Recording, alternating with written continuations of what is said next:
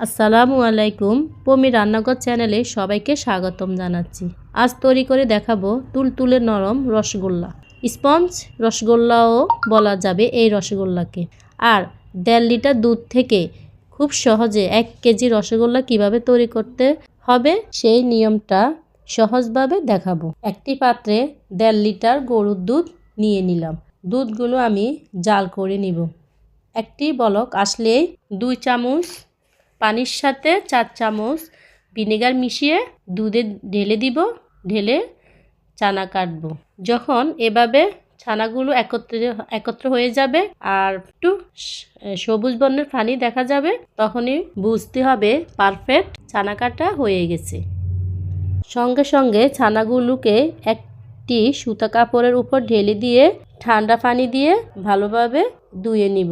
এতে করে গরম ভাপ ও ভিনেগারের গন্ধ চলে যাবে। ছানা যত নরম হবে রসগোল্লা তত তুলতুলে নরম হবে। ছানাগুলোকে এভাবে চেপে 10-15 মিনিটের জন্য ঝুলিয়ে রাখবো।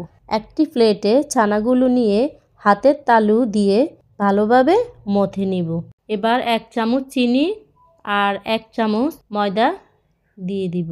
দিয়ে ছানাগুলোর সাথে ময়দা চিনি ভালোভাবে মথে নিব। মসৃণ একটি ডো তৈরি করে নিব। এবার ছানা থেকে লেচি কেটে এভাবে হাতের তালু দিয়ে রসগোল্লা শেপে গোল করে নিব। আপনারা আপনাদের পছন্দ মতো করে ছোট বড় করে বানাতে পারেন। যখনই রসগোল্লা খেতে মন চাইবে, আমি যে নিয়মে রসগোল্লাগুলো তৈরি করেছি ঠিক সেই নিয়মে আপনারাও সহজভাবে এই রসগোল্লাগুলো বানিয়ে নিতে পারবেন। এবার রসগোল্লার জন্য শিরা তৈরি করব। তার জন্য একটি পাত্রে 5 কাপ পানি আর 1.5 কাপ চিনি দিয়ে দিলাম। এই শিরা ঘন করা যাবে না, তাহলে রসগোল্লা শক্ত হয়ে যাবে। এই শিরার মধ্যে আমি 4টা এলাচ দিয়ে দিলাম। এবার শিরা ফুটে উঠলে আমি একে একে রসগোল্লাগুলো দিয়ে দিব। ঢাকনা দিয়ে ঢেকে দিব 5 মিনিটের জন্য। 5 মিনিট পর ঢাকনা উঠিয়ে নিলাম। মাশাআল্লাহ, দেখুন রসগোল্লাগুলো ফুলে উঠেছে। এবার আমি আবার ঢাকনা দিয়ে দিব 10 মিনিটের জন্য।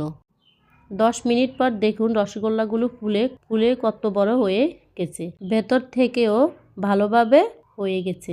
3-4 ঘন্টার জন্য এই রসগোল্লাগুলো শিরার মধ্যে রেখে দিব।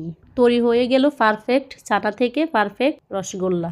ভিডিওটি ভালো লাগলে অবশ্যই শেয়ার করে দিবেন। আল্লাহ হাফেজ।